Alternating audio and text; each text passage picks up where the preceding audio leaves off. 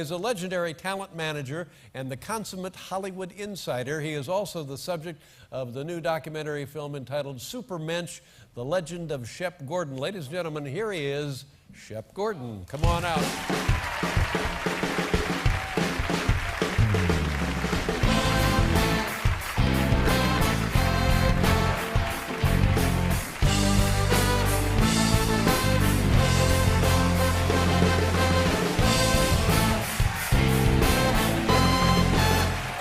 I'm doing great. You look great. Thank you. I feel good. Let's, there's so much material to cover. I greatly enjoyed the documentary. I knew of you, but you and I have never met. We were in California, overlapping periods of time. So let's get right to stuff that is in the film that people will be fascinated about. For example, how you became a manager, and the manager really is the least of it, but how did that begin? What were you doing? You were a kid, right? It was, most things in my life were by accident. Mm-hmm.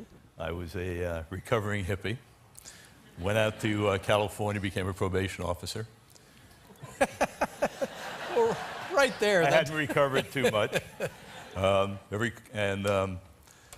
It was the Reagan era. I was a long hair, big ponytail. Got beat up the first day, quit the probation department. They were very happy about that. I checked into a motel. I didn't have much money, so I saw a vacancy sign. This is a motel in Los Angeles? Yes, called the Hollywood Landmark Motel up on Franklin Boulevard. And went into my room, took some psychedelics, which is what all probation officers did in those days. It was in the probation manual. And heard some girl screaming. Thought she was maybe getting raped. I had just come from a jail. The acid wasn't good, so it wasn't.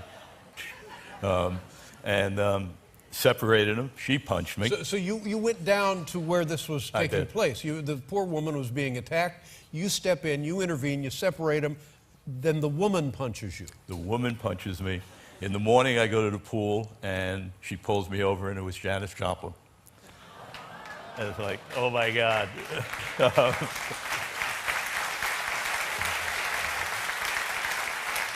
So she introduces me to the fellow she's sitting with, who's Jimi Hendrix. Right.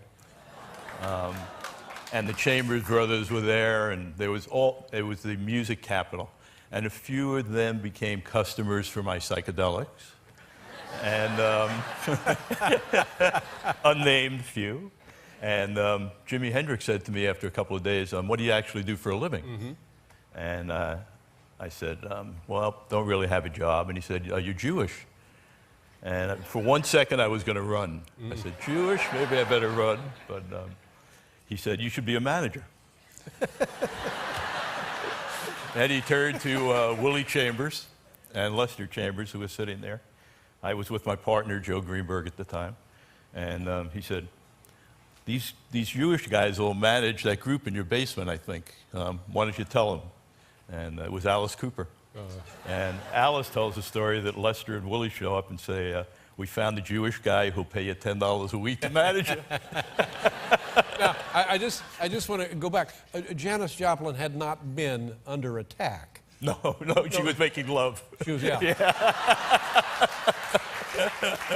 We'll be right back with Shep Gordon, everybody.